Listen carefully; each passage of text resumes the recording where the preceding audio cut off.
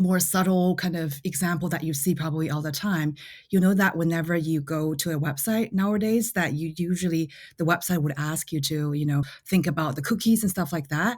There are some tricky website, so you always usually have two options. Either you want to consent and follow upon whatever settings that they have, or you want to do your own customized ones. So in some trickier website that they are subtly using sort of a nudge technique is that the way that they color those two options.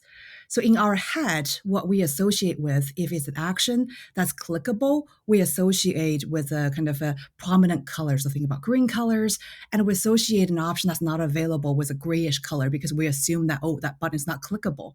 So you can see there are some website, basically, they try to make the option for you to customize the cookie settings in a more kind of a grayish color that induces you to think, oh, maybe that option is not available, but that's not true. The button is clickable.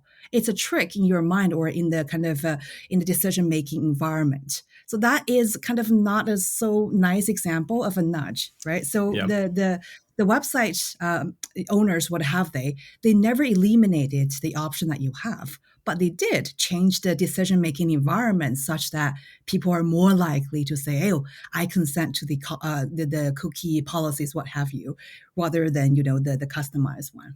Yeah, and I've definitely seen that on websites as well, where like the accept button or allow cookies or whatever it is maybe in sort of like a white or like a brightish color, and then the cancel button is actually in maybe sort of a gray and things like that, so you don't actually think it's clickable. Now, again, you're not like necessarily consciously thinking of this when you're just sort of scrolling through websites. Your immediate reaction is, oh, click. And again, that sort of goes back to what these nudges are about. It's not necessarily about taking away your options. It's more about sort of incentive, putting an incentive in place for you to make a decision. Now, to your point as well, my understanding from this as well is that those can be used in quite a productive way. So there was obviously a lot of research done on things like 401k plans. On, I think Ian Garlepper did one of the initial studies was on like jam consumption and things like that, where the idea is actually, or even in like a governmental policy perspective, to try and make you to entice you or incentivize you to make a better decision for yourself. But of course, this is also used by businesses, marketing teams to potentially incentivize the behavior that they would like instead.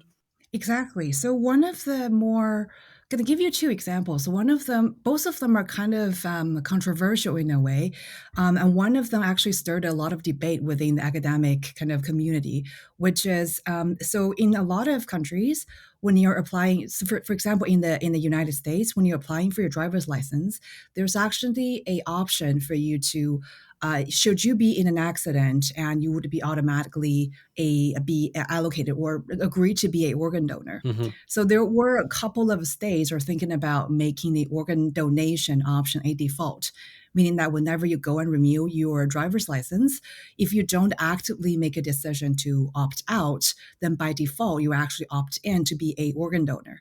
So the intention was actually pretty nice, thinking about, we have a lot of cases, a organ shortage that a lot of people are waiting for those kind of fresh organs to be available. So we do want to encourage more people to donate their organs. But the problem, kind of the controversy part is by having that little nudge, you are actually taking, well, not really taking away the options, but you are kind of playing more paternalistic kind of way to say, hey, in a underhanded way, we want people to, without them knowing or not, a lot of times people are not even paying attention, become a organ donor. So that become one of the more controversial cases for nudges. So that's one example. Probably we can perceivably say, hey, there are societal benefits to it. Maybe there are some arguments to make it, to do this sort of nudge. Another one is actually more on the business world when you're thinking there's a word called dark patterns. I don't know whether you have ever heard of that. No, I haven't A actually. lot of designers, so product designers, they in their kind of community, there's a term called the dark pattern. So that's kind of a more sometimes more unethical in a way use of the nudge. So they're changing in the environment in such a way that it really pushes you to do something that the designers or the company wants, and they're not necessarily good for the customers, period. And so those are called the kind of the dark patterns. Right, yeah. So, and it's quite in fairness, quite a controversial topic potentially with behavioral economics because what it really is dicing up about how much free will are you giving to people, because it's not like you're taking away the options for people, but you're quite clearly incentivizing a level of behavior. And obviously where the discussion really comes in is at what point is that manipulative, and how much agency does the individual really have over themselves to make that decision. I guess what it really comes down to is what the intent or the actual effects of it are. So, like you say, in the organ donor case, the hopeful idea is that you're actually you're saving lives.